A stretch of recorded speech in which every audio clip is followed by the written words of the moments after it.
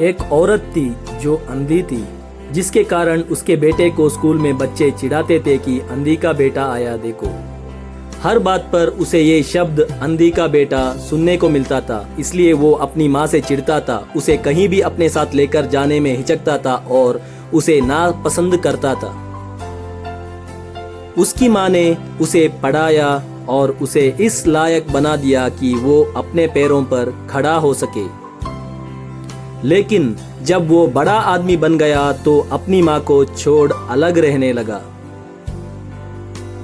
एक दिन एक बूढ़ी औरत उसके घर आई और गार्ड से बोली, मुझे तुम्हारे साहब से मिलना है। जब गार्ड ने अपने मालिक से बोला तो मालिक ने कहा कि बोल दो, मैं अभी घर पर नहीं हूँ।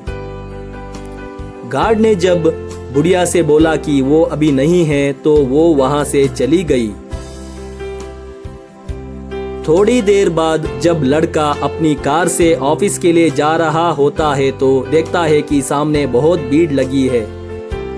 भीड़ क्यों लगी है जानने के लिए वह वहां गया तो देखा उसकी माँ वहां मरी पड़ी थी और भीड़ में से एक आदमी सबको बता रहा था, इस औरत को मैं जानता हूँ। जब इसका बेटा एकदम छोटा था तो बेटे के आंखों में लोहे की सरिया घुस गई थी और उसके दोनों आंखों की रोशनी चली गई थी। तो इस औरत ने अपनी दोनों आंखें देकर बेटे को आंखों की रोशनी दी थी।